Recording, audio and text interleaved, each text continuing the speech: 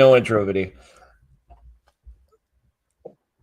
All right, and just like Matt and I always say, there's always technical. I was telling these guys before I went to log into everything, and my laptop decided to want to do updates. So I am on the backup laptop. So Matt is going to be the stats guy, but we're going to have our favorite Hopkins guy back. He's going to tell us how much Syracuse sucks. So all you people that love this are going to love him because he is the most unbiased Syracuse hater I have ever talked to after every game. But there is somebody here who wants to rant. So I'm going to let him get that out of the way because he's got a paragraph. I can see him. I can see out the reflection from his glasses. He's got things written down. I'm sure his wife helped him write a speech. So I will let you take it away first, Matt. Yeah. So before we get into the nitty gritty of the game, because I'm sure we have a lot to talk about at the game. Oh yeah. So I went to the game with my son, like we do every week. I think I know where this is going, but I don't think you know where this is going. So we always go after the game. We get autographs, that kind of stuff, because he's got the poster. He's trying to get the whole team to sign, right? So we talked to a bunch of the players, whatever. And one of the players looks at us as he's walking through and goes, "I'm sorry we didn't win today and get you guys another home game." And it killed me to hear a player say that because I feel like they should never have to apologize to us as fans, regardless of what the circumstances are. Whether they lose a tight one at the end, whether they get blown out, whatever it is. Like, these are 18 to 22-year-old kids. Right. And they should never feel the need to have to apologize to us as fans. And I think part of it is because of the joke. Like, we were joking about this beforehand, like how ridiculous this fan base gets. Like, there's way more serious shit in life to deal with than whether the lacrosse team loses or not. Like, as someone who's been through enough crap in my life, whether it was my wife fighting and beating breast cancer or watching my mom die a few years ago, like, there's way more serious crap than worrying about if the lacrosse team loses or not. And some people might tell me that's a losing mentality there, that's a loser mentality. Well, then I'd rather be a loser any day of the week than have that cause that much stress or anger in my life that I make the players feel the need to have to apologize for their performance on the field. So I just wanted to get that out there because it really kind of upset me that a player felt that strongly that they needed to apologize to us as fans. Like, right. We need to do better as a fan base. It's okay to be disappointed. It's okay to be like upset that the team didn't do well in the moment, but then let's move on, like, and worry about the things that are important in life. So you tell me when you're good, and then I have something to add to that. So like that's my thing. Like, it's okay to be upset with the coaches, maybe a little bit more than the players, because they're the professional, they're the staff members, they're the paid people. And even then, like, I think fans go a little bit too far with that. But like, particularly for the kids, like, it really kind of bothered me that a player felt that strongly about their performance that they felt the need to do that. Which it was a nice thing for them to do, but they did not need to do that. Like, so that's my rant before we get into the specifics of the game. Yeah, so I'm gonna add to that though. Actually, that's the worst part, and that's completely the wrong way. That I didn't think that was going. I thought that was going another way with the 2000 team, which I want to touch on that part. Yeah, that was ridiculous. We can get there, Tim. I don't know if you. Well, Matt and I will explain that part of it. There's a whole nother thing that happened that a lot of people were talking about, but I'm just gonna add to that. If you DM one of these players, you're an asshole. I don't care. I'll say it. Like, we all agree on it. Tim's on as much of the forums as Matt and I are, and there's a bunch of stuff that gets said between the fans. But I hate it when a parent is sharing the messages that a player gets from. Yeah, we're not going to even say Syracuse because this is just a general lacrosse thing. This has nothing to do with Syracuse. I'm not saying I saw messages yet. I'll just say it that way because parents share those. We all know that. But, like, leave the kids alone. Like, they play their hearts out, and we all said it just as an aside. We didn't think that was going to be a 14-12 game. Matt and you and I were both there to the end. I'm sure you didn't leave because Max would have yelled at you for 10 minutes if you left. But, like, what would their reaction have been if they won? I think that's the thing. Like, there was a guy, Matt, the guy who sat where you saw me, He goes, I'm leaving. I'm done with this crap. And I looked at my dad after they came back to 14-12, and I'm like, would he come back in if they go to overtime? Is that the kind of fan base that we become where it's like, I'm leaving? Nope, they're back. Now I'm Tim. I don't know what you saw on national TV, but I can tell you from my side, I saw a lot of fans leaving, and I started booing them. I don't care. I really don't care. You don't leave till the game's over. That's my rule. Or if they're up by 10, I guess. Yeah. Well, if they're up by 10. They're giving anything from 10 to 15 goals. All right, go home early. You're good. Right. But beat the traffic. When you start seeing, and this was right before the first goal of the comeback. Yeah. And I'm like, crazier stuff has happened. Like, we can talk about that part because that's a whole different part from everything else in the game. Yeah. Yep. But yeah, so that upset me a lot. And it's funny because, like, you know, as fans we get bummed out or whatever about when the team loses, but, like, you know who's the most upset about it? The players and the coaches. Like, you know, like, because that's their life right now. Like, right.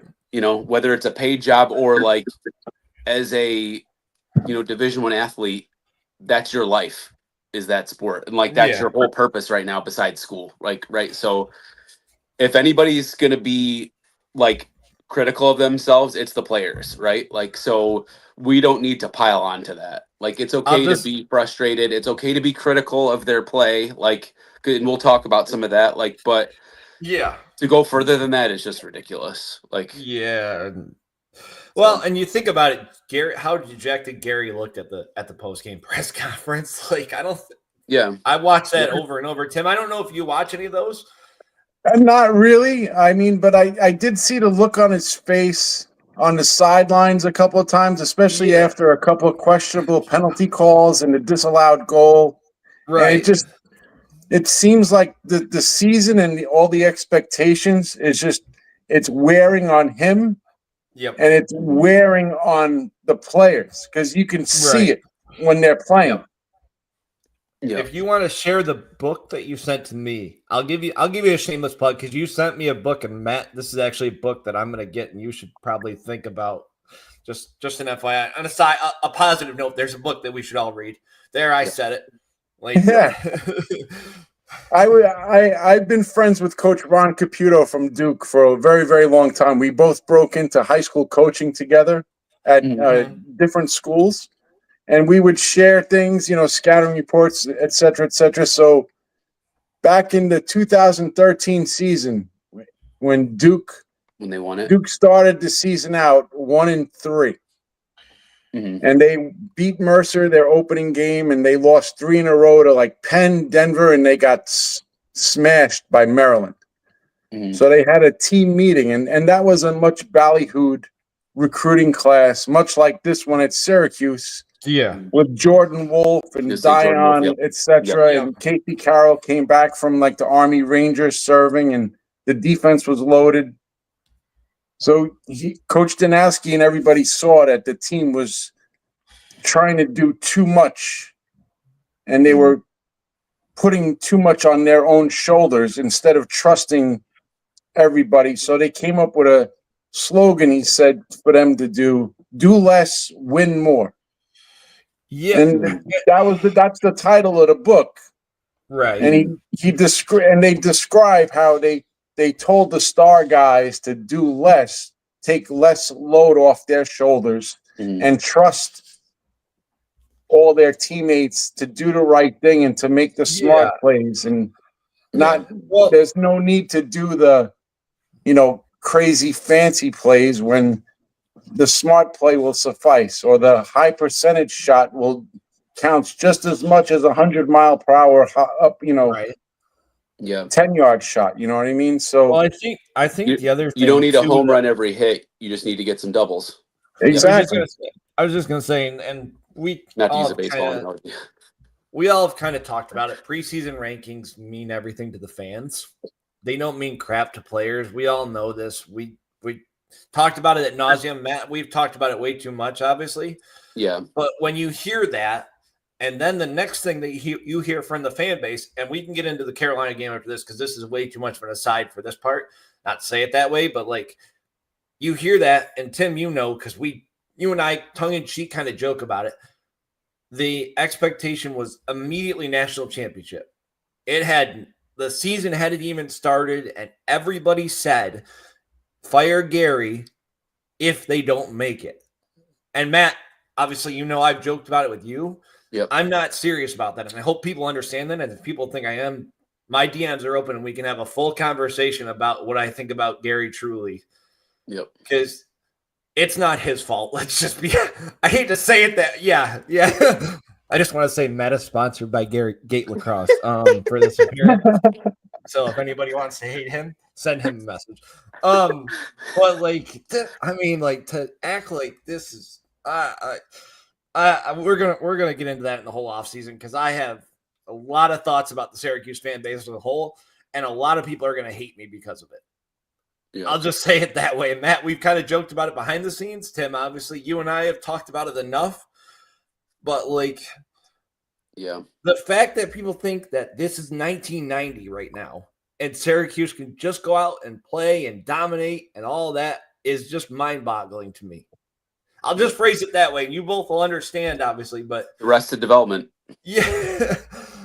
Listen, I played at the Dome back in the Cuse heydays back in 1992, and that place was absolutely wild. Yeah. And I still have a welt on my shin from taking a shot from Rick Beardsley. So, okay, that would have been. I wish you had told me that. Then I would have definitely made way for that. To get you. That was my first collegiate game. It was my freshman year. It was at the Dome. Yeah. I was the goalie for CW Post.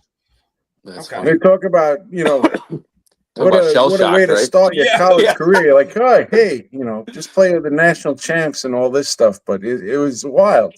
That's funny. But let's get into Carolina. I'm sick of talking about the fan base.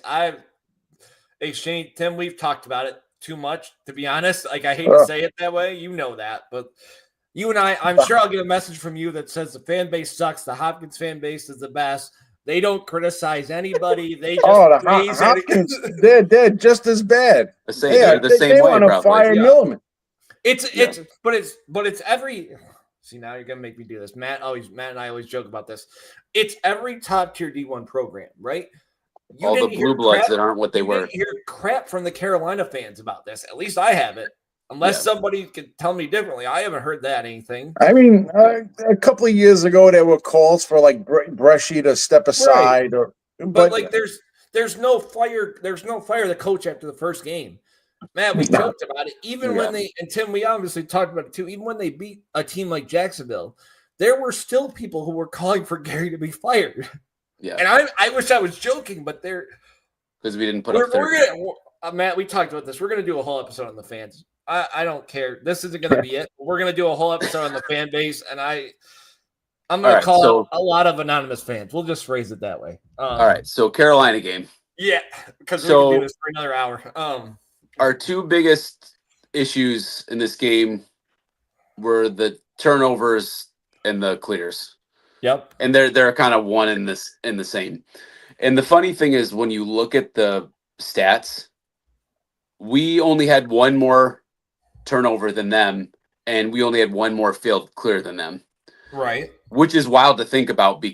And part of it from there is they capitalized more when we turned the ball over than we did when they turned it over. Mm-hmm. Is I think part of it. And then the other thing is face-offs. Yep. And that we talked about it last week. That was the thing I was most worried about. Wambach is the best face-off guy in the country, statistics wise.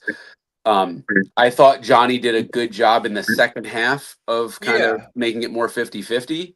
But when you start 0-5, that's tough to, Right.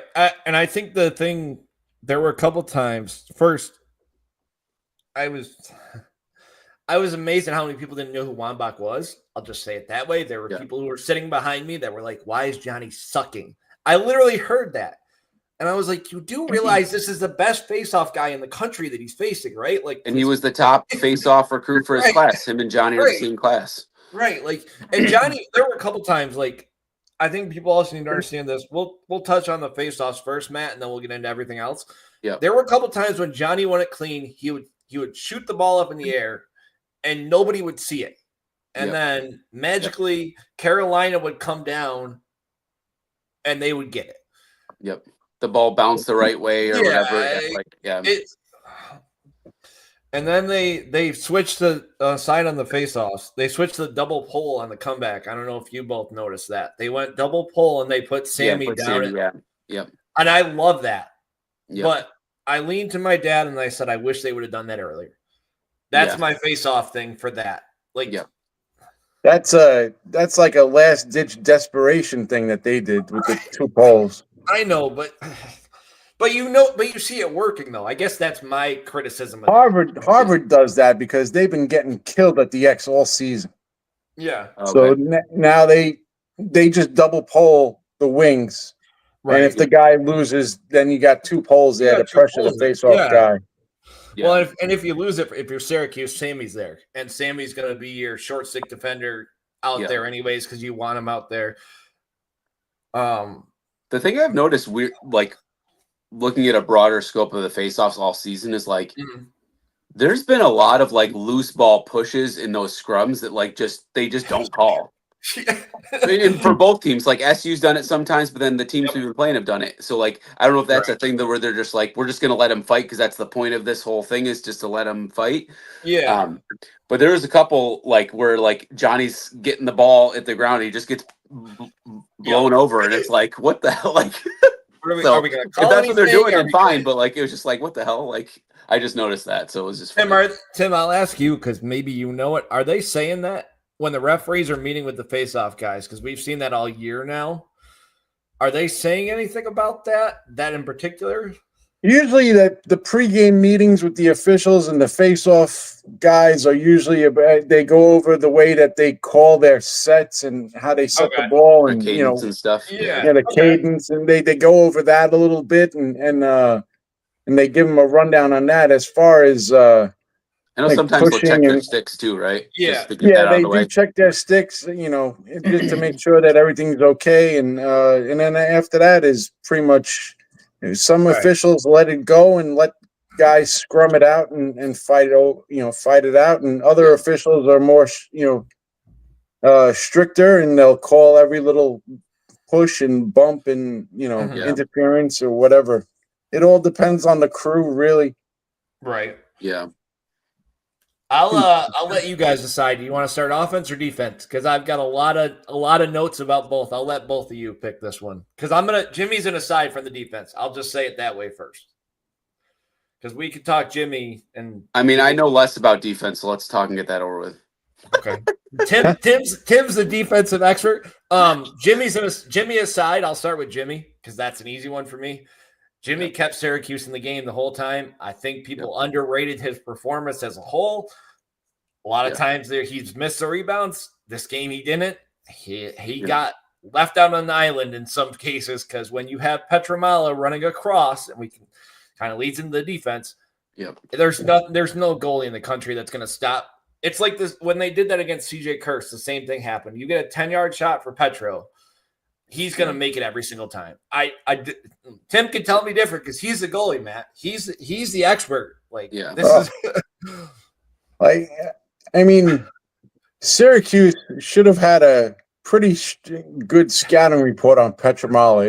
And if you look at Carolina as a whole, Duffy wasn't 100% for this game. He was on one leg. Yep. So the one guy that's going to kill you.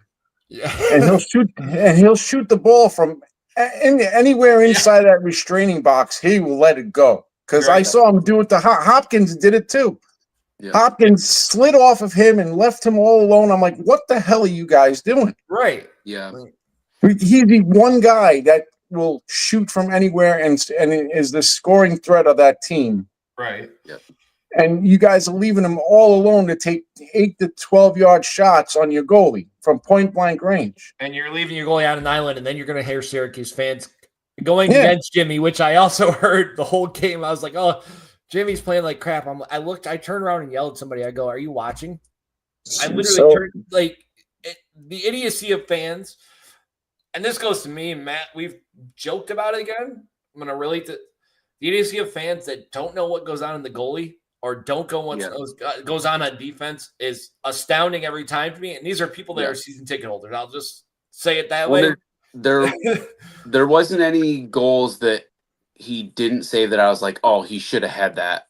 Yep. Like there were ones that he should have probably not saved because, like you said, he had a Petro wide open or like on the doorstep, and there were even some that he probably shouldn't have made that he made. Yeah. Like, so he overall he had a very there was a couple that I forget the one. It was like right at the end, right before the halftime, maybe where he made that kick save where they got it on the doorstep, made that kick save. Like what do you want? What more do you want from the kid? Like they want a shutout. That's your answer. Yeah. That's what they want, and they are. Carolina could have easily been up like 11-5, 12-5 if it wasn't for Jimmy. That game would have not even been as close as it was. Yep.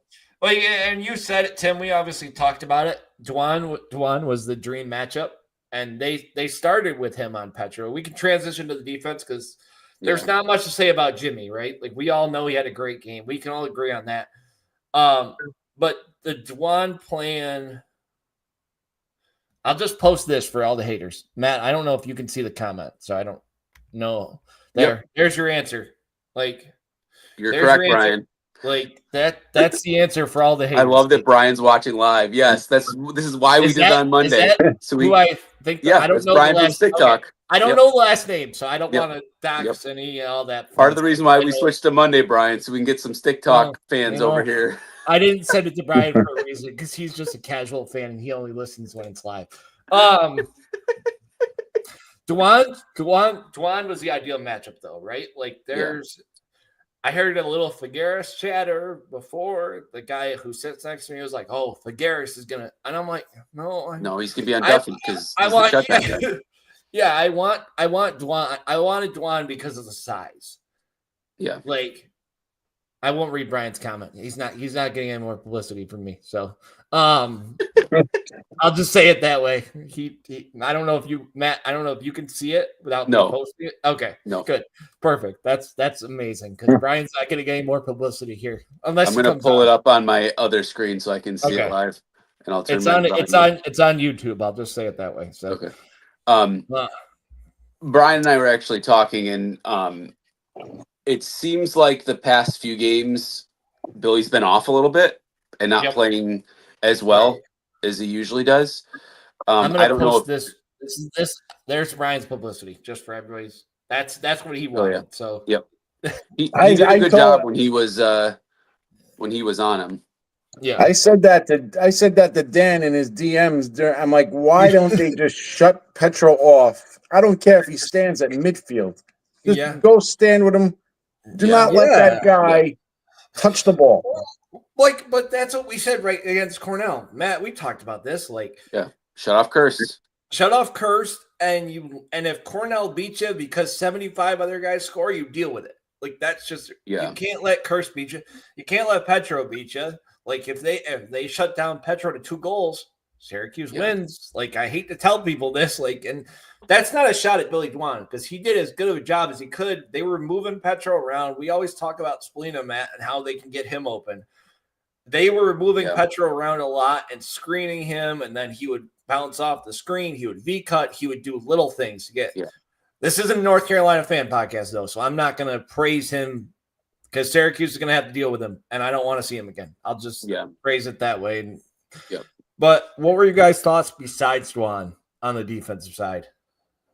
I mean, they definitely looked out of sorts sometimes. Like even the one where I think it was Grace was on the crease, and he's usually great at that, right? Like that's usually what he does.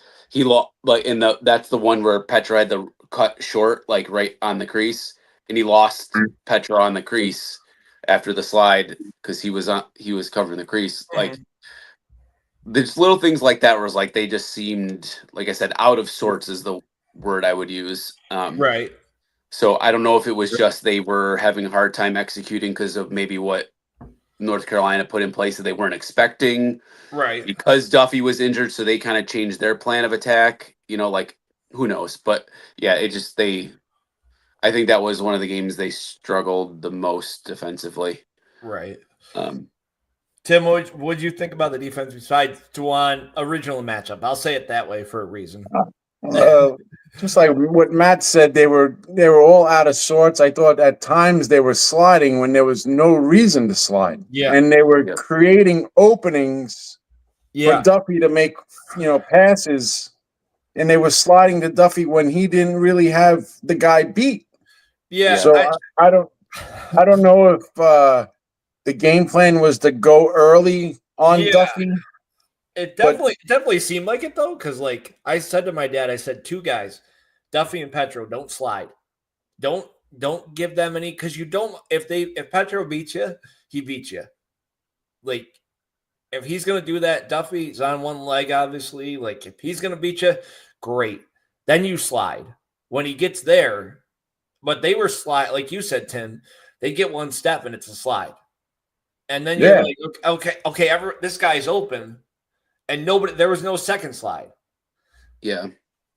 Exactly. Lack of communication. Yeah. And the worst part is they've done this all year. They've communicated really well, right? Like they pretty much communicated most of the year really well. And I don't know if it was senior day. I'm not saying this in a bad way. I don't know what it was. There was something off with the whole team. I'll just phrase it that way. Yeah, it was so switching to the offensive side.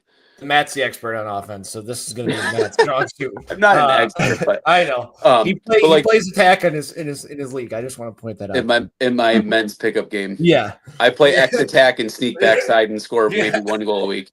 There you go. Brian knows my scout. Yeah, when he's home and covers me. But there's a handful of times at least where like the one guy would be dodging and everybody else was kind of standing still. Yep. And you like with an offense that's predicated pride commented Matt. I know. I was just gonna say. I know you can see it now. So now it's not as funny when I'm the only one that can see it. I pull my Lyle move every once in a while. Okay. It's ugly, but sometimes it goes in. But when we have an offense that's predicated on ball movement, like it can't be a dodge and stand and watch the dodge. And like I know the one play where Joey was at X and had the defender hung up. Like I know people get annoyed when he just stands there. Like hands up right here, hands up. That's me. That's me. Folks. See, that doesn't bother me at all. Like because it's like he's totally just waiting for the play to have this much space, and then he'll throw it in there. And he actually missed the Sammy that was open, but there was definitely some times where the offense was like very stagnant in terms of like one guy's dodging, or even when like Peyton had the ball when he was in a little bit, like he was dodging, everybody was just watching him. Like so if the offense wants to be successful with how they're set up to play, that's not going to work. Like so. Yeah, on that play in particular, they cut, but they both cut at the same time, and they both cut to the same spot. And then it's like, okay, you're drawing that second defender, and we all know about this. It's I noticed that they like super bunched up in the middle up top, like spread out a little bit, so you have those seams to dodge, right? Yeah, because all you have to do if you're Petro is sink everybody in and say, okay, everybody sit back, and everybody hope that they do that. Yep. The other thing, like the midfielders, they were sliding great. Carolina was sliding great. Like every time the midfielder, Tim, we talked about it. Syracuse slid too quick. I keep saying Hopkins because I think of you, Tim. I apologize, but Carolina slid at the perfect time, right? So if Leo gets by a guy, they had the right slide package, which. Every system, because Petro's seen the offense. We all know how this works. The assistant coach goes to another team. He knows how the offense is run. They changed everything up, but he knew it was coming. That's the way that I'll phrase it. Like there was some sort of that gamesmanship on that side, at least in my opinion. Yeah. I'll let the goalie expert though, because he's been waiting. So, I mean, at this point of the season, there's no secrets from teams. There's enough game film and tape out there, and right. They do extensive scouting, and it's just you put up a game plan, and the last 3 games really, the one common denominator, the last 3 games for Syracuse, the teams have been packing it in on them defensively because their outside shooting is not very accurate. Yeah, and they love to put the ball inside. So if you jam up the crease and take away Hiltz and Finn Thompson on the inside, what do you got? Not much. Well, and that's where I know people are going to hate this because I'm glad to have Finn back, but that's where you miss a Peyton Anderson, like somebody that can drive from behind and somebody that can force something. Well, Gary put him in for a little while to see if it would like change up things. Yeah. And I also think Finn's got a lot of rust that obviously needs to be worked out. Let's just phrase it that way. The conditioning. He looked better by the end. He looked better by the end, but you could tell there was a couple times where they were riding where he was just gassed and he just couldn't move at all. I just don't know what to say about the offense, right? Because the offense clicks in the fourth quarter and you're like, okay, here it is. This is what you want. The run and gun. That call was right. I just want to point people. So I'm not saying it's wrong. I just freaking hate that rule. The rule is stupid. The rule is stupid. The call was correct, but the rule is stupid. I agree. So to be truthful, Matt, because you know how the replay is at the Dome, Tim. I don't know if you've been there since they put in the big scoreboard yet, but they don't put a good angle, and I'll just say this in a nice way, because when you watch it on the big screen, all they showed was the crease. That's literally what they showed. So I was like, oh, that's what they thought the call was. I thought it was that too by the looks of it. By the way, because they didn't show the goal at all. Yep. They showed his feet on the crease. Yep. And that's a communication thing. I'm gonna post this just there. I'll give him more publicity than he wants. But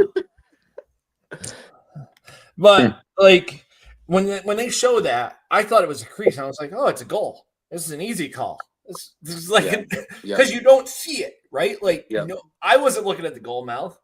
I'm so used to looking at the crease. And I don't know what the correct answer is to figuring this out. Because you have plays like that one where the goalie was in no danger. He was trying to avoid everything at all possible. But then you got guys like Kavanaugh who will dive through as soon as he feels a little bit of hands on his back. He's going to dive through there, whether it's going to hit the goalie or not. And it's not a call. He knows he's going to get the push call. He knows he's going to he's going to sell the push call. Obviously. Yep. But the whole point of that is for the safety of the goalies, right? So it's almost you can't have it be if they make contact with the goalie, no matter what, that it's a no goal because then defenses are going to take advantage of it and push. But then you got scenarios like this one on Saturday where it shouldn't have been a thing. The ball was in the goal. He didn't touch the goalie. He was trying to avoid everything if at all possible. So it's just I don't know what the right answer is, and that's the rules committee to figure out. And I'm sure Gary will have some things to say about it because it's now another game that the goal mouth is bitten us. Those officials were blind, is what I'll just say, and it looked like that live. And that's the nicest way I can say that. Tim, we talked about the officials, you and I, obviously a little bit. Yep. We can transition to that because I heard. So I listened to the radio call after, and. I went back and watched the actual broadcast after too. And it changed my perspective on a lot of things. I'll just say that because a lot of the stuff that I saw live looked a lot worse than a lot of the stuff I saw on the broadcast. I'll just phrase it that way. There was a couple of calls, we can all agree. We know this. A couple of calls go both ways. You're going to get crap calls no matter what. Yep. The Spallina hit. Okay, you can sell me on that. I don't. That's a acting job, but you can sell me on it as a fan. If I was a Carolina fan, that's the way that I'll say it. Well, that and like it was super late too. Like Yeah. that was clearly a frustration penalty. Like yeah, and the Dwan hit should have been a 1 minute. I hate to tell people this, but like I'm okay with it being a call because you have once again we're talking about the goal amount in a way, but that's a safety issue. Yeah. Now they gave Dwan 2 minutes, right? Non-releasable. Non-releasable. Like and that shouldn't even have happened because we should have had the ball. Like and that's what I mean. Like that moment in the game was what flipped the game back to Carolina because we had momentum. We scored 2 goals in a row, and then Chuck Kaczynski falls, and as he falls, he loses his stick. But they call him playing without his stick, even though he's falling on the fucking ground. Like you can't choose to play with your stick or not if you're falling. Right. Like that's not a thing. Yeah. Like, and he was pushed by Duffy. Like so, it should have been a loose ball push, our ball, but instead they get the ball. And granted, we didn't react enough in time because we were throwing a fit about the call. I was just going to say that they have a history of doing that, though. Syracuse does. It happened in the Army game or in Maryland, whatever it was, but last year. But that's the turning point back to Carolina, and that's when they scored 3 or 4 in a row. We had a couple dumb frustration penalties with both Hoddle and Spallina after that. Yep. So that like completely flipped the game kind of back towards them, and I think that was a pivotal point in the game. Like, I think there's a point to be made though. We all have talked about it separately.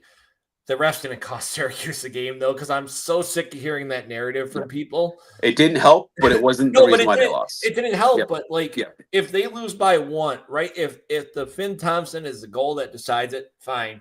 Have the argument like. Well, could they have scored with 37 seconds? We all know how fast goals can happen. Yeah. They didn't put themselves in position to win before that, though, so they really didn't deserve to win. Like, if we can be honest here, like Tim, you kind of talked about the clears. We talked about it a little bit. Like, they couldn't clear, and there was a couple times where I don't know if it showed it on the broadcast. There's a couple times where English comes out of the box. You can see him wide open with his stick up, and nobody looks towards him. And then they decide the Dwan shot down towards the end works great 99% of the time.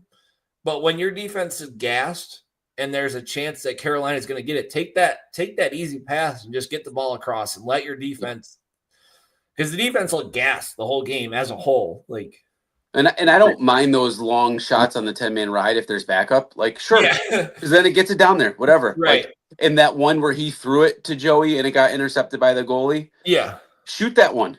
Right. Like, we tried it before. Right. Yep. Yeah, the clearing hurt that, wasn't so much the times that they turned the ball over at like the worst possible times, even though in the stats, the turnovers were pretty even. Yep. But Syracuse turned the ball over at like such bad times, especially after they would turn it over after playing like long stretches of defense. Yep. Where, you know what, there's nothing wrong with holding the ball and giving your defense that's what I mean. A minute or 2 to catch their breath and, get their wits back. Yep. And the lack of awareness in certain situations is kind of alarming. I'll just phrase it that way, because there were times, I forgot who it was, they brought the ball up, they see the defender coming, and they still throw it to the guy as the defender is cutting right towards him. And so there's an interception. And then it's like, okay, now we're getting the fast break the other way. Yeah. Whereas if you throw it out of bounds, at least you're settling. At least you're like, at least they can reset the defense. Yeah. And I think Oderna threw the clipboard because of the refs, but also because of the frustration. That was awesome. That made me so happy that he just spiked that Bronx smash. Somebody it was actually nice to see a coach showing some emotion on the sideline instead of just standing there like a statue. I was going to go there. Well, even Gary got pretty animated after that Dwan call. I was like, all right, Gary, let's go. Like, so somebody sent me a message. He's listening, I'm sure, or he'll listen. And he goes, I just want to see Gary get thrown out of one game. He goes, Syracuse fans will want him to have a lifetime contract if he gets thrown out of one game because of arguing with a call. But that's the most animated I've seen him all year. I'm not that's not a criticism. I loved it. Everybody was cheering for him at that point because they're like, oh, finally there's get him, Gary. Yeah. Yeah. March was getting held back by assistants. Oderna was getting held back. Yeah. I think part of it is because of the way the game was going, and another part of it is what we spoke about before is the expectations and everything, all the hype and the expectations of the season placed on their shoulders. It's starting to wear on the kids, and you can tell that it's wearing on to the coaches too. Well, I joked about this with Tim Leonard midway through the year. I said if they're ranked 10, half of this crap doesn't happen because we don't hear about they're the number 2. And I know number 10 isn't a reasonable number, right? Like we know they were going to be ranked high, but to act like number 2 doesn't put any pressure on you. We all joke about it. It's like we're in 22 for Splina. If Splina has I heard all game too. Joey disappeared. He had 5 fucking assists. What do people want from the kid?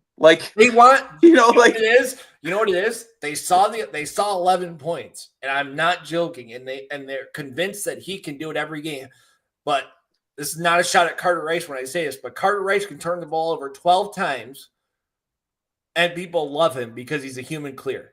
And it doesn't matter what he does, he can get beat on every play, and people will still love him because he doesn't wear 22. That's the easiest way to say it. And that's the dumbest thing ever. I had a full conversation about Jordan Evans. Trust me, we talked way too much about 22, other 22s at the game. Yeah. Was Dan Hardy mentioned? Yeah, right. Dan Hardy was mentioned. I will just say that. But Jordan Evans is a highlight for people. Jordan Evans is a dartboard. Let's just phrase it that way, where people like to throw darts constantly. I'll just phrase it that way. Yeah. Side note, I played against Dan in high school, and I did too, actually. Yeah, watching him shoot in person on the field was unreal. That kid could uncork it. Holy crap! Anyways, you know what? I'll take you one back further. Matt Abbott is bigger than people think. I'm just gonna tell that to a lot of people. He's tall. He was huge. Yeah, but he was at the game. I almost asked him for a picture, but I was like, I'm not gonna do that.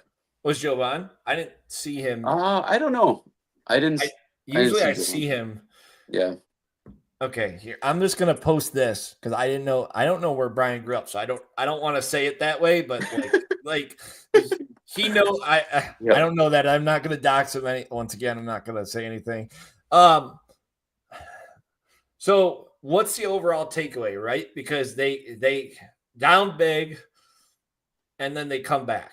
So a couple things. One, we didn't start out slow, right? That's a plus, right? Right. Second plus, the last few minutes of the game. Yep. We can turn it on. We just got to do it. And then Jimmy is still playing great. Yep. Yeah, there you go. Brian, Nottingham High School. Okay. That's right. Okay. I didn't want to say he played with Matt Abbott. Yeah. I don't want to say that because people get weird and you know how people are. 315 represent. Don't start that. Don't start that. So it's funny because now I guess looking ahead to Friday, right? I'm still not in panic mode. I'm still not worried. We still have everything in front of us. I'm going to bite my tongue right now. That's all I'm going to say. So. But I'll let you talk. Knowing the type of fan I am versus the type of fan you are, Dan, I am the eternal optimist. My buddy that sits next to me at work makes fun of me for this because he goes, "You're an optimist. I'm a realist." And but that's not why I'm biting my tongue. I just want to make that very clear. So, but it all comes down to this weekend, right? And I still honestly, I think even if we lose Friday, let's say we lose Friday, right? Tim and I agree here. That's all I'm going to say. Tim knows where I'm going with this. So you do your optimist stuff, and then the realist will talk. Let's say we lose Friday, right? Right. Short of Yale winning the Ivy or Rutgers winning the Big Ten, I think we still make it as the last spot in. Okay, I can agree with that. Because there's not another team that's at that level. Right. Like after us, it's like a drop off. I think Tim Leonard said if Army somehow loses the Patriot League and magically that's another bid stealer. But that's not obviously those are three hypotheticals. Will you let the realist talk now? Will you hold on? So but let's say we win Friday, right? Yep. Then I think we're in no matter what. Yep. Right? If we win Friday and Sunday, then I think we host, right? So I think those are the three outcomes. I don't know what's going to happen. I would like both. Right. Like Brian said, we have a better RPI than Army. So I think if they don't win, I don't know if they make it in the tournament. We don't know what the committee looks at. Let's just be very fair with that because their one win against North Carolina is just as good as our win against Notre Dame. Yeah. So go ahead. Sorry. But yeah, so it's still all right in front of us. Can we put it together enough to beat Notre Dame again? Right. They're going to come in pissed off because we beat them the first time. Yep. And can our game plan we had before work against them again with maybe some wrinkles? Because they're going to throw in some wrinkles to adjust. And even like looking at their last two games, they were down to Carolina and then turned it on for a small chunk of time and got ahead. Right. Yep. And then if you look at the game this past weekend, they scored one goal, and then turned it on for the third quarter and then scored one goal in the fourth. Right. So like they can get shut down. We proved it during our game. It's just a matter of can we show up and do it, right? I'll let Tim go first, and then I'll respond to all that because I have complete opposite thoughts of that. I'll just say it that way. But I'll let Tim go first on this one because he's the guy that looks at the bracketology that sent me the other stuff. The new one came out today for Inside Lacrosse. So what was there? Because they're number 12. Where were they at? They have at Harvard. They have Cuse at Harvard. Oh yikes! Which is a good first round matchup for you guys. I know, but I don't. But there's first round demons that need to be exercised before that. I'll just say it that way. The funny thing about that bracket is it's us versus Harvard in the first round, and the second round would be playing the winner of the Maryland game. So it's like a complete revenge tour. Yeah. Like I don't want that. That's all I'm going to say. So Tim, I'll let you respond to Matt saying that if they lose, they're still in because we've joked about it. Obviously, you and I have kind of joked about it, but I'll let you respond to that. Right. I feel like if they lose to Notre Dame, then they're going to be going. I still think they might get in depending on how some of these conference tournaments go, especially in the Patriot League, because, BU gives Army fits for whatever reason. Yep. Yeah. And Navy got into their Patriot League tournament too. So that's another team that gives Army, a rivalry game. They give Army trouble as well. Mm-hmm. So depending on what happens with Army and their tournament, and of course, and Rutgers, I feel Rutgers is very underrated defensively. They're very good on defense, even though they can't score as many goals as they have been in the past few years. Defensively, they are stout. Tim, I just want to share a message. Mike, who we all know on Twitter, just sent. Finally, I can see Tim's face. I'm just going to say it that way. So, you talking about Duke fan Mike? Yes, Duke fan Mike. I love my Dukey Mike, man. He's just reached out to me, and we're going to have him and I are going to schedule it. Matt, I'll talk to you about that after. Okay. I kind of sent him a message. But if everything plays out and Army wins their tournament and everybody wins their tournaments there, and all the top seeds go in. Right. You definitely got to start rooting for Townsend to win the CAA because that'll boost you guys up a little bit more. And I feel like if they lose to Notre Dame, then they're going to put it at the hands of the selection committee, and I still feel like they'll squeak in. Mm-hmm. But for some strange reason, I have this feeling in my stomach that they're going to get stuck playing Army in the first round. Oh, don't do that to me. I don't care. Don't do that to me. Despite what RPIs and all that stuff goes, like if you had paid attention to the way the NCAA selection committee makes their first round matchups. Lacrosse doesn't have an extensive like travel budget, the teams. Yep. Mm-hmm. So they try to keep teams within a pretty good traveling distance close to each other. Right. Yeah, they only want a certain amount of flights.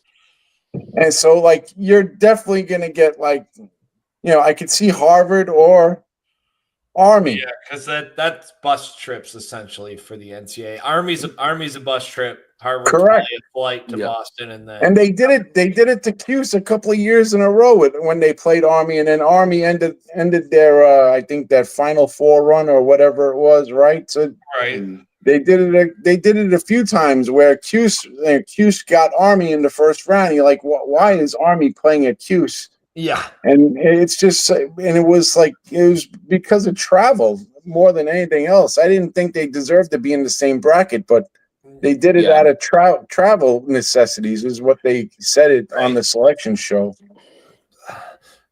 Yeah, I think to the first point, Matt, I'll say it. I'm on pins and needles if they lose on Friday. That's the way that I'll phrase it, because they're putting it in the hands, like we all just said, of every other team in the conference tournament. And if Rutgers steals a bid, we've all seen it work out in basketball. Things can get crazy if Rutgers steals a bid.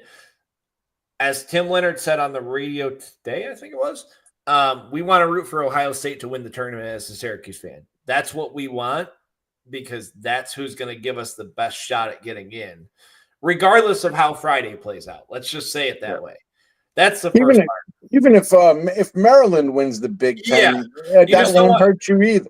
You just don't want a bid stealer. That's the easiest way to say it. Ultimately, you don't want Ohio State and you don't want Yale, right? Because if you look at the Big Ten, Ohio State, Penn State, and Maryland are going to be in. They're locks, right?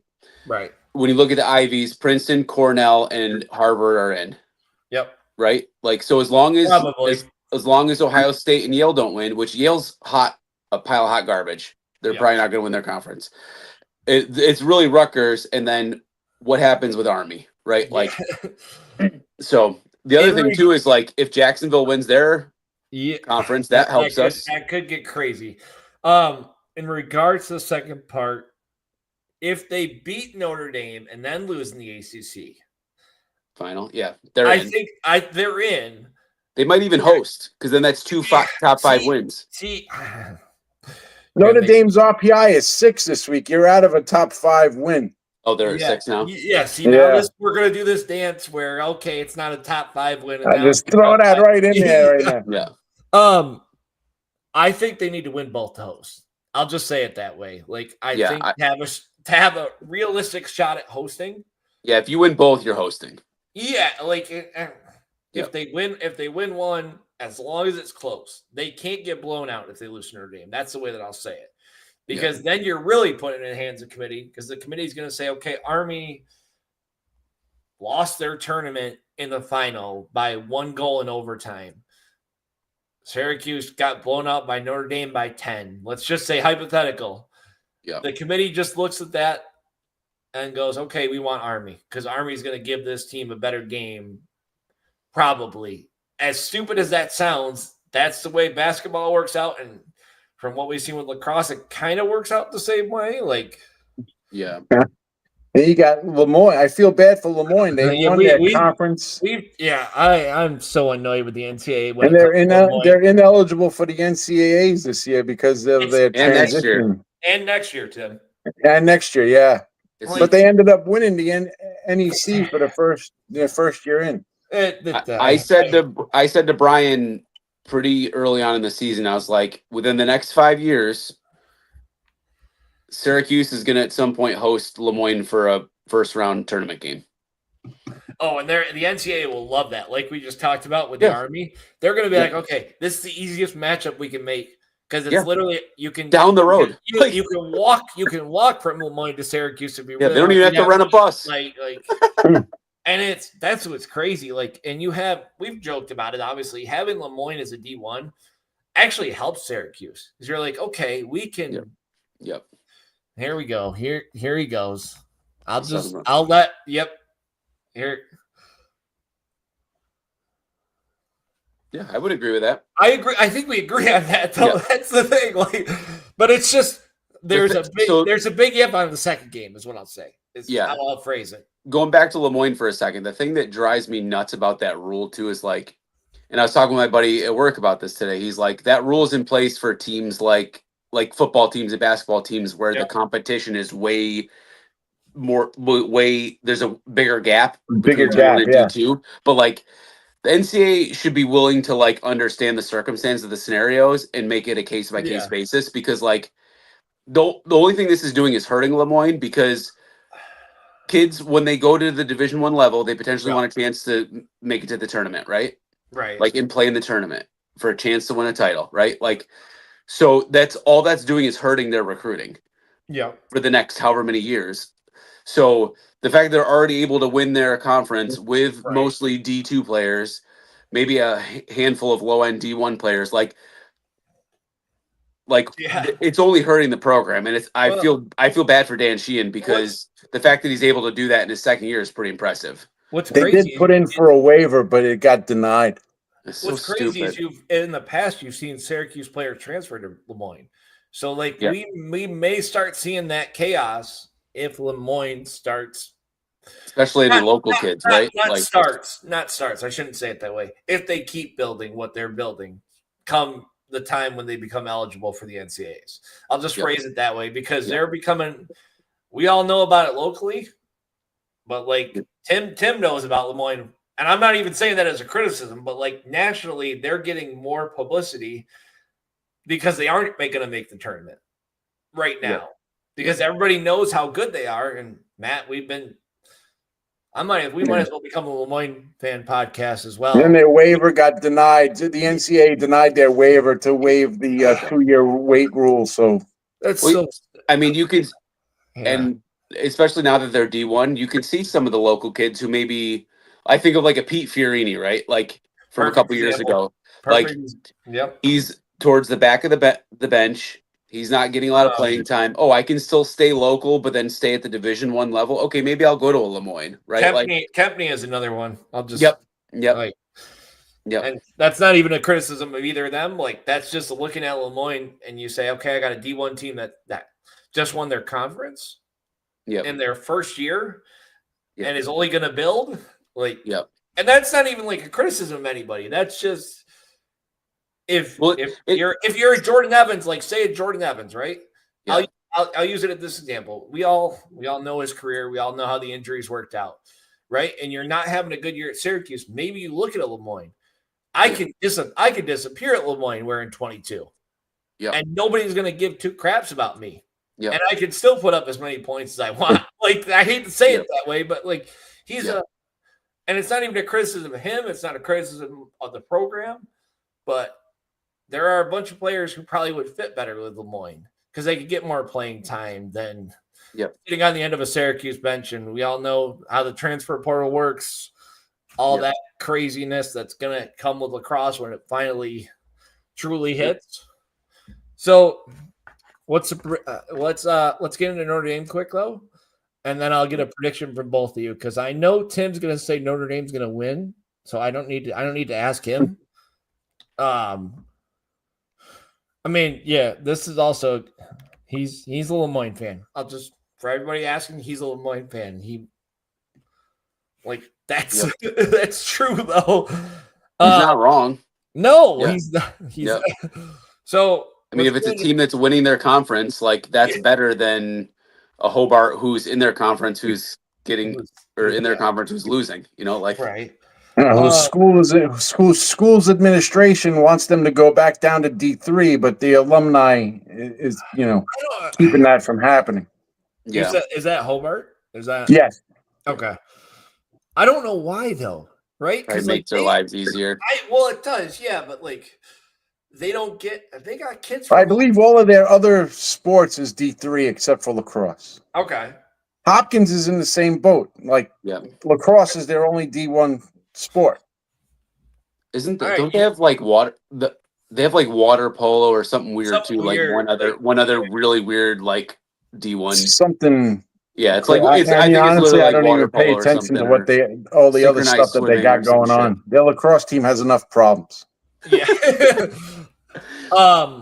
let's look ahead. Let's look at Notre Dame, though. We've already seen them play Syracuse once. Obviously, we all know the outcome. Yep. What is Notre? I'll ask it this way: what does Notre Dame change the most in both of your opinions? Because the Joey thing might be the biggest thing. How they play Joey, right? Because we've talked about it. Tim, obviously, they might lock him more.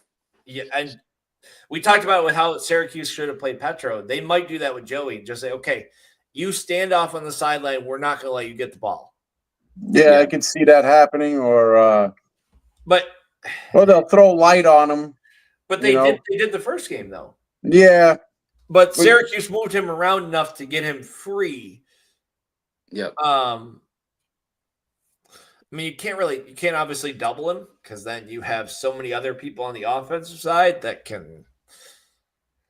I think they'll have to be quick to slide though with him because if he goes quick and gets by light, then they're gonna have to be quick. But I think they'll probably be slow on everybody else. That'd be my guess. Like just okay, all right, Leo, you want to take a 25-yard shot because you blew by your guy? Okay, we'll deal with it if you make it or.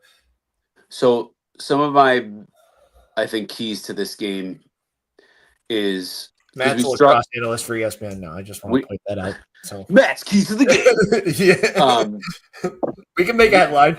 We struggled to clear against them last time. There's your Brian pointing for that. So yeah. Well, that's what I'm looking at. I'm looking at the stats from that game.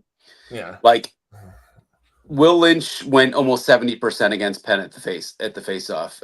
Right. We're going to be more of a 50-50 matchup against them, right? Like Johnny showed that last time. Yep. Right. So we got to be able to clear the ball because they're going to ride us like they did last time. We had a handful of lucked out on a couple of goals from the defense. Like we can all own that. So we got to clear the ball. Right. We got to play our game. And I don't know if Penn came down to they were just overlooking it because it's like, all right, this is an out of conference game. We're already looking ahead to the ACC tournament. We know we're in it no matter what. Like, right. So this doesn't matter. We feel pretty good that we're going to make the tournament. Like, so maybe they just came in. Yeah. Like not ready or not like just not checked in because they were down 6-2 at halftime. And then they turned it on, like I said, for the third quarter, scored 7 goals, and then split the fourth quarter 1-1. So like Brian said, they struggled to get 10 goals against a not good Penn team. So, but Penn has a good defense. I'm going to add that to the stats. For yeah. So I should have just sent Brian the link. I didn't even think about that because I always think of Sick Talk, Matt. I'm always in that brain that we're used to being on Sunday. But he doesn't want to come on with us. He only wants to talk to TikTok people. Then I understand that. I respect it. TikTok is a lot bigger than we are. We got 5 people. Yeah. Listen, we have more than that. I have 20. I have 26 on my side. How's that? Nice. Is that what it says on our live? It does actually. Let's go. I know where most of them are. That's an aside to that. I'm not even saying it on. How many of them are your family, Dan? I'll say 10. That's a conservative number. I'll just say my wife isn't one of them. That's your answer. My wife isn't either. That's fine. I forgot, Brian. I forgot to send you a message, Brian. In all seriousness, just the comment that Brian, Mondays going forward is what I'll say. That's your answer. But anyway, so like, I tend to like look at what teams have done recently, right? Like, so we're struggling right now too, but then yes, they pulled out a win, but they barely pulled out a win against a really bad team, right? Yeah. So like even the week before they barely beat, was it barely beat Carolina or was it Carolina? Yeah. Maybe it wasn't barely beat. What was it? I don't have. Oh, it was close until the late. It was close until the fourth quarter. That's what it was. They turned it on in the fourth quarter. Yeah. So same thing though. Like they're down 7-6 at the end of the third quarter. Yep. Or no, they're up 7-6 at the end of the third quarter. Like so, like they had to turn it on in the fourth quarter. Like so, I think they're kind of more in a similar boat than we are, except for they were just able to pull out those wins. So eternal optimist. I think they're going to win. I always think they're going to win. But I just want to point out that person didn't say anything to me on Saturday, Matt. I know you'll appreciate that. So what'd you say? What? That person didn't say anything to me on Saturday. You understand what I mean by that. He did say something, but I won't repeat what was said. That's all I'm going to say. So, it wasn't bad. It was. Yeah. I'm going to play the eternal optimist because Matt's made me to the switch to a face of wrestling. I think they win by 1 in overtime. There's your answer. I won't tell you the score. I won't. I'm done saying the scores. I did the Carolina score, and I was like, we actually weren't bad. That's the worst part, Matt. We were pretty close. Yeah. I don't know if it could be a 4-3 game for all I know.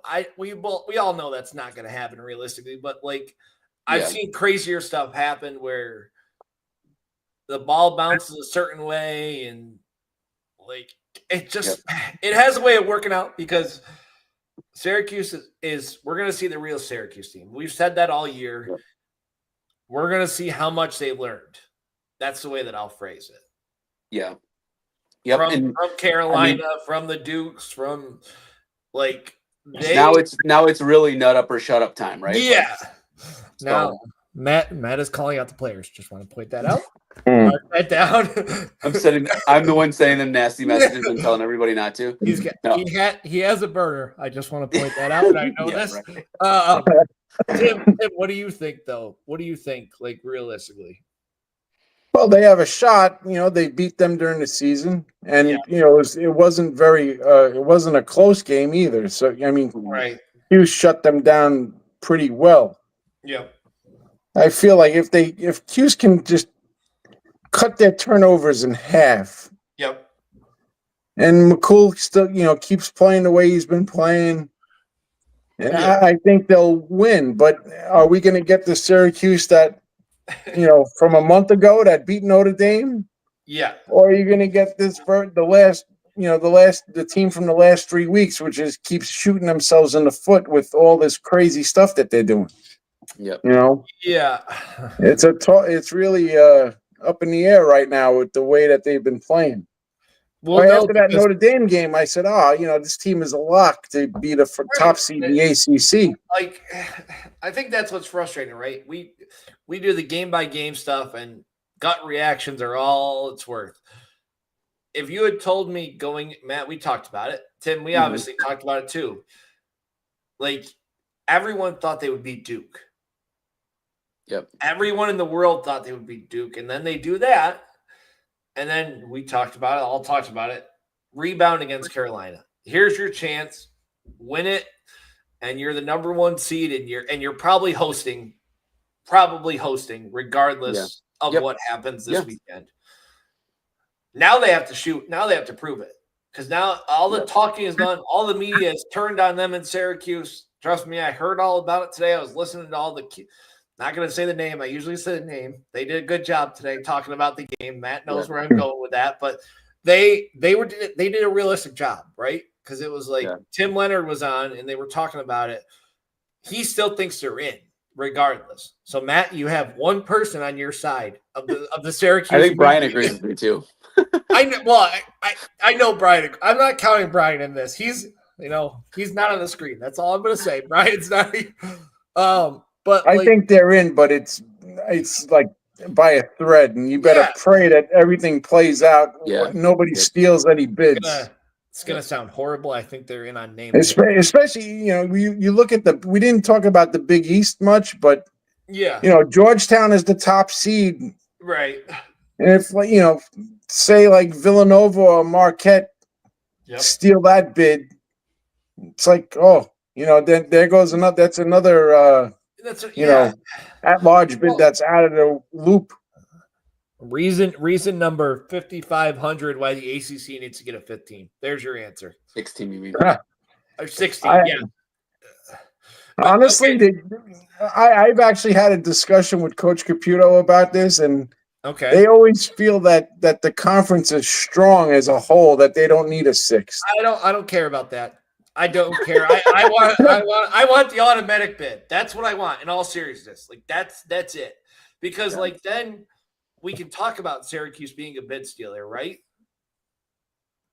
Yeah. Okay. He's of course he's gonna do that. He's I'm just Tim, I don't know if you can like he's always saying that, but he won't say that to Scotty. I'll mark that down because I'm just screenshotting that, Matt, and sending that to Scotty. So what were we saying? Oh, the sixth team. Yeah, it's funny because like it makes you think like, oh, like a team like the other three, right? The other three are presumably in, right?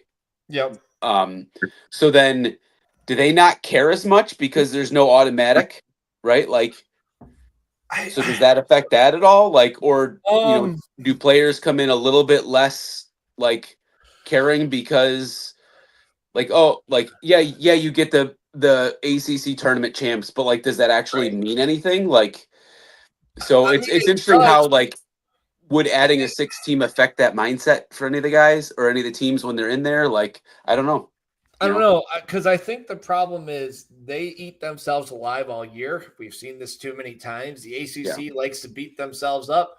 Big Ten does the same exact thing. Like the bigger leagues do it. Yeah, That's where I wrestle. Big Ten did it this year too. Yeah, that's where I wrestle back and forth with the sixth team, right? Because you don't. Why would you want another team on your schedule? That let's say you play Clemson in 5 years, right? And Clemson builds into a top 10. Just the way that they're spending money. That's all. That's not confirmed. Yeah. Trust me. I just know how they're spending money on lacrosse facilities there. Their women's team's going to be a Final Four team in the next couple of years. You watch it. Yeah, but Matt has an inside source on that. I'm just going to play. He liked my tweet from this weekend. That's all. She's freaking good, dude. Tim knows. She had a game with 4 goals and 10 assists. Like she's the real deal, man. But is it going to be to the point where if she has 0 points, we're going to say kick her off the team and cut her? I'll just say it that way because put her in the portal. See, I mean, like, I don't the 16. I think I want there to be a 16 for the automatic bid. That's it.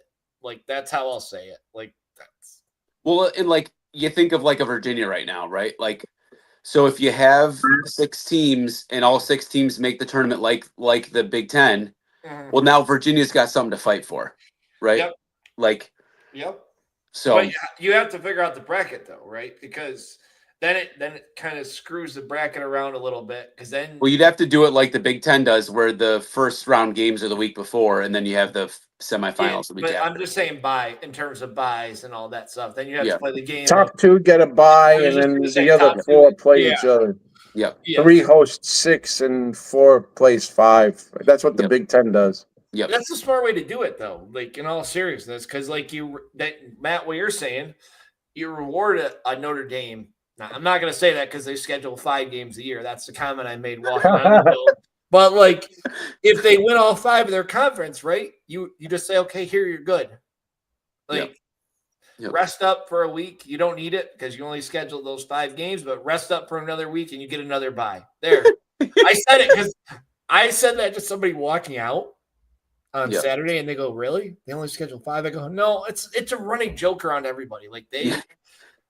I don't know how many they scheduled. Well, and that might be why they're still kind of like they're having to bail out with these crazy chunks of time where they're putting up 7 goals because like they've played 11 games. Like everybody else has played 14, 15, 16, 17 games. Like, and they also have football players who aren't on the lacrosse team. Let's just also be fair to that. Like they have one of their guys got injured, I think, bad this week.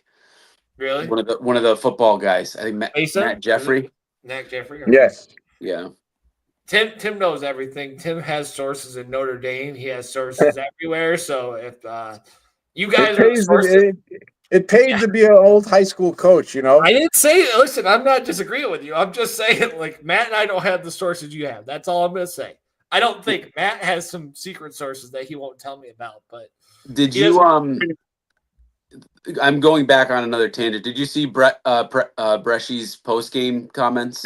I did. I did. Like respect to Bresci for saying some nice things. I appreciated that. Yeah, well, I think he's one of the coaches that I like in the ACC. Yeah, I can say it that way, like because nobody likes Corrigan. We've done this dance too many such times. an angry little troll. Yeah. Danowski is a legend, so I kind of like that alone. Yeah. Yep. I mean, Lars is my Lars number is one. my favorite I was just non-SC gonna say coach. Lars is number one for all the local people, if only because of that. Just the local tie. But like there I don't know, like Yeah. But Brescia's a close second. That's the way that I'll say it. I like what he said and how he like wants his players to play here, like because of the venue and that kind of stuff, and how nice it looked. And the favorite line I heard from the crowd was, "Brescia run too clean of a program to pay these refs." I literally heard somebody yell that to him, and like there were college age guys like 5 rows behind us chirping Petro every time he touched the ball. Yeah, it was so funny. Matt, my son was cracking up because he thought it was so funny. My favorite line was people didn't know that Petro was on the staff, so he just looks like he's gained some weight. That's the way that I'll phrase it. Violet, you're turning violet. Violet. They go. There's a guy that's waddling back and forth. That's how they were saying it. They're like, he's waddling, and I'm like, you do know who that is, right? That's funny. And kid's a former college goalie. Guy talks about it every week that his son's a great college goalie, and I'm like, you're a great college goalie, and you don't know who that is walking across because I know who that is because you recognize by the face. That's it. I don't even care if he was on the Syracuse staff. He Tim's favorite. Tim will love him for the rest of his life, obviously, but like you would know, like Tim would recognize him in the grocery store if he saw him. His face is recognizable. Brescia, I couldn't pick out of a lineup if you gave me 6 old guys and I could just that's the way. And not even in a bad way though, because you never never see him on camera. That's the way that I'll say it. Yeah. So does Syracuse win the ACC? I'll put you both on the spot. I don't know. I want them to, but I don't know. That's tough. But we'll see. Hear Tim. You both answered at the same time, which was perfect. Well, my answer was no. Okay. But that's just by judging by the way that they're going into this tournament. I just don't like the way I don't like the way that they're playing right now. I don't like the way that everything is, vibing with them. I'll say it because Matt won't win the ACC. There's your answer, Matt. There's your answer. Because here's what they'll do, right? They'll give everybody a hope. They love to do this. They love to do this. And they'll give everybody a hope. Okay, you guys are off the bandwagon. Now you're back on. And I'm not even saying that in a bad way. Like, did you see? Do you know who Googs is on Twitter? He's the Maryland fan. I do, but I never. He's been in here, right? Is that the one that was here the one time, Matt? There was a Maryland fan that he might have been. Okay. He might have been. Or was that Two Hand Scoop maybe? I don't know. That was Two Hand Scoop. So Googs is another one. And he was going back and forth with Brian post the UNC game. And he said that, like, where Cuse is right now reminds him of where Maryland was last year. Yeah. Where they lost a couple games at the end of the season. They lost the first round of the Big Ten tournament, and then they went on that run. And I was like, oh, that's kind of a neat comparison. Like, that's a compliment, obviously. I like the respect from the Maryland fan. Like, that's awesome, right? Yeah. Like, do they have all the pieces there to put it together? They do. It's just a matter of can they do it, right? Like, because they have moments in games where they can do it, and then they have full games where they can do it. So it's just a matter of let's put it together, boys. It's also kind of funny to me that non-Syracuse fans respect the team more than most Syracuse fans. I'll also just say it that way because, like, Tim, I joke about the Hopkins thing, but you're the most. I'm not a Cuse hater. I know, but that's I'm trying to think of a good way to say it. That's all. Like, it's not even in a bad way, but like I'm not a Syracuse fan, but I don't like. I'm not one of those Cuse haters who like just bash them or whatever. If they play well, I'll say, hey, they played great. If they don't play well, I'm going to say they didn't play well. We all know who Mike is. Mike is the biggest closet Syracuse fan that you'll ever meet. And if he denies this, I have him in my messages right now. I will send him this message, and he knows. But he grew up in the area, so I understand. Yeah, that. Mike bashes the coaches because he does say that he does say that Syracuse has lots of talent. Yeah. And he says that Gate and the staff is just pissing away everything. I think in his defense, I was going to say, to go back to Matt's original thing, that's okay. I don't care about that. Like, if you're going to go at Gary, that's fine. Mike puts his name behind it, right? Like, we all know who Mike is on the lacrosse Twitter world for the most part. Yeah. I know, Tim, obviously, most people didn't know what your face was, but I know who you are on the Twitter world. Like, you and I have talked, obviously, on the Facebook. Matt's the same way. We all have. It's the anonymous people, I think, that are the quote anonymous, that nobody knows who they are. It's the Syracuse fan that goes to one game and says they don't deserve anything, or Gate deserves to be fired, because a lot of people walked out on Saturday saying that, because it was the speechless part. That's why I titled it speechless, because, like, I tweeted, that's the quietest I've ever heard the Dome walking out. Yeah. And that's the most dejected I've seen fans. One person in particular, Matt, you know where I'm going with that. I don't have to tell you what he said, but that's pretty much the way it was phrased to me from him. Yeah. But that's season ticket holders who have been through the ringer. And, man, I'm not picking on you because you're not a season ticket holder when I say this. Yeah. But the non-season ticket holders are more hopeful than season ticket holders. That's the way that I'll say it. Yeah. We are SU. We all – Tim, obviously, you've interacted with him enough. I think, David, obviously, I know you've sent him messages back and forth. He looked pissed when he walked out. Yeah.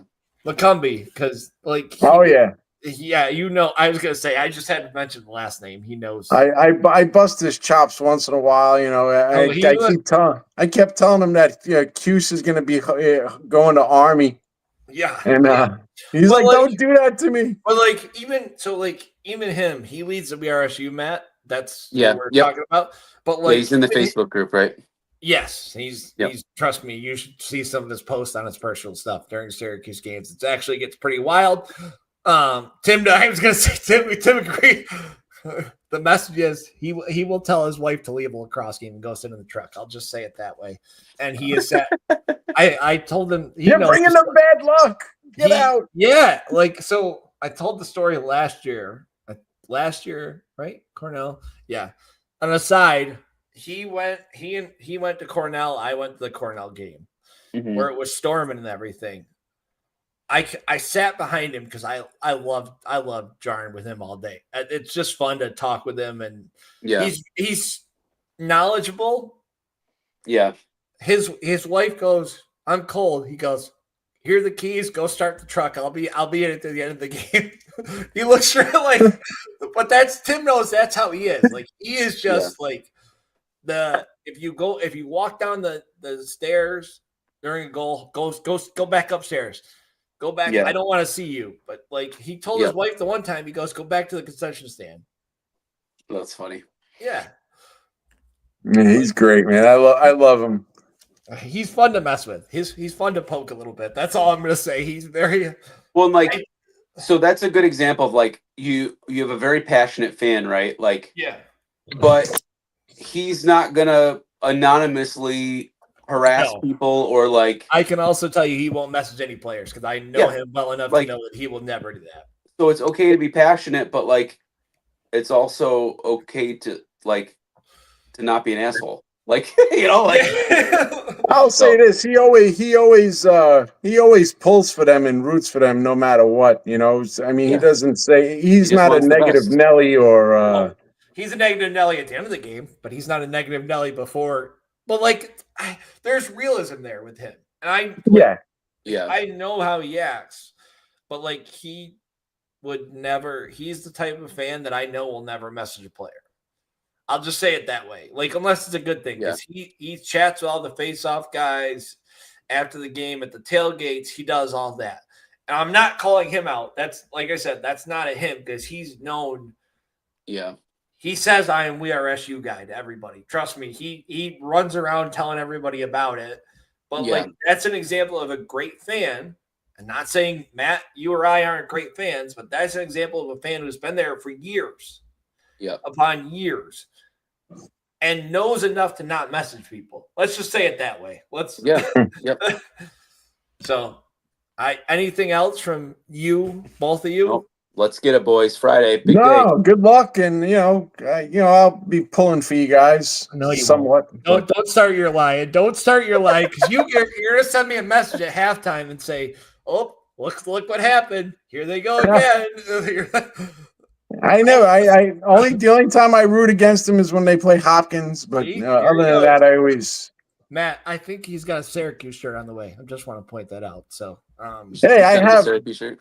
Yeah, I have a Syracuse shirt. See, it's from a tailgate from Bandito Bart.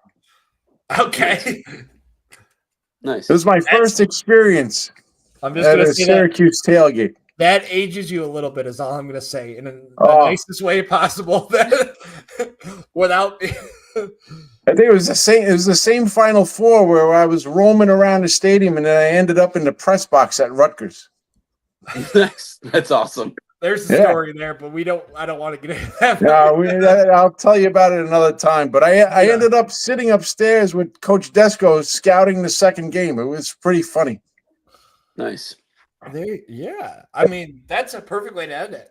We'll end on a positive note right there. Go Orange. Go Orange. All righty, fellas. Until next time. Thanks, Tim.